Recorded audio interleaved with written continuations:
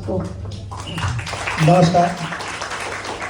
मेरी बात कहने से पहले मैं दो शब्द एक वैज्ञानिक अल्बर्ट आइंस्टीन के बारे में कहना चाहता हूँ। कुछ लोग उनसे मिलने गए और कहा कि हम हमारे कार्यक्रम में आपको अतिथि वक्तव्य देने की आमंत्रित करने आए हैं। तो उन्होंने कहा कि मुझे कितने समय बोलना है। तो उन्होंने कहा सर आप कितना भी समय बोल सकते हैं, कोई समय की पाबंदी नहीं है आपके लिए। तो बोले फिर मुझे उसके लिए कोई तैयारी नहीं करना पड़ेगी। अगर आपकी समय सीमा हो तो मुझे बहुत तैयारी करना पड़ेगी, क्योंकि अगर तैयारी नहीं करते हैं तो एक विषय से दूसरे विषय तीसरे विषय में घुसता जाता है, और जहां समय सीमा होती है तो वो अपनी तैयारी करता है और अपनी बात उस समय में असरदार कहता है। वही बात मैंने आज बच्चों में देखी है।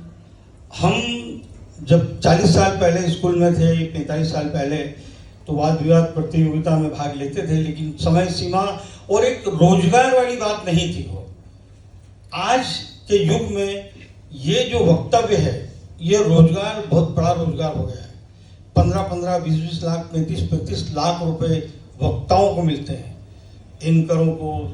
और लिटरेचर फेस्टिवल्स में ये जो वक्ताओं को, कुमार विश्वास 35 लाख रुपए लेते हैं, आज शैलेश लोढ़ा 11 लाख रुपए लेते हैं। एक कभी विवादास्पद है मनोज मुंतशिर 15 लाख रुपए लेते हैं भाषण देने का। तो आप में भी वो कला है। आपकी जो प्रस्तुतियां हुई हैं, आपने लिखा या आपके टीचर ने लिखा, माता पिता ने लिखा, लेकिन आप उसमें पूरी तरह से डूब गए। तो ये आपने प्रस्तुति दी जिसमें भाषा सरल थी, सहज थी और प्रचलन वाले शब्द थे जो आप अभिव्यक्त कर पाए। अगर आप उस किरदार में उस चीज को समझ नहीं पाते तो आप जिस तरह से बोल रहे थे, जिस जोश से, आत्मविश्वास से, वो नहीं कर पाते। रटा वाला मामला नहीं था कि आपको टीचर ने पढ़ा दिया और आपने रट लिया। रटा वाला बात नहीं था, आपने उसको समझा और उसमें उतरे। ऐसा लग रहा था कि आप खुद जी रहे हैं इस किरदार को और बता रहे हैं अपनी बात। आने वाले दिनों में आपका उज्जवल भविष्य है। निश्चित रूप से बहुत अच्छे वक्ता आप साबित होंगे आने वाले कल में। लेकिन ये बात पक्की है कि वैसे नहीं होंगे जैसे आजकल टीवी पे डिबेट चलती है, लड़ाई झगड़े चलते हैं। आपने बहुत सार्थक और सकारात्मक पक्ष विपक्ष दोनों ने अपनी भूमिका निभाई। मेरी शुभकामनाएं आपके लिए कि आप बहुत बड़े बड़े नामी वक्ता, एंकर बने।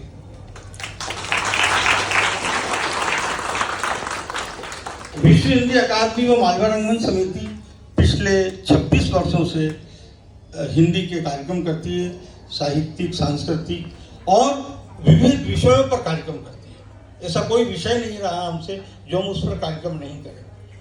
और हिंदी दिवस 14 सितंबर यानी कि परसों है, और विश्व हिंदी दिवस 10 जनवरी को होता है। वो ये विदेशों में जो दूतावास है वहां पर विश्व हिंदी दिवस हर दूतावास में मनाया जाता है। अभी संयुक्त राष्ट्र संघ की आधिकारिक भाषा 6 हैं: चीनी, अरबी, रूसी, अंग्रेजी, फ्रेंच और स्पेनिश। 7वीं भाषा अपनी हिंदी। प्रयासरत है, प्रयास चल रहे हैं सरकार के।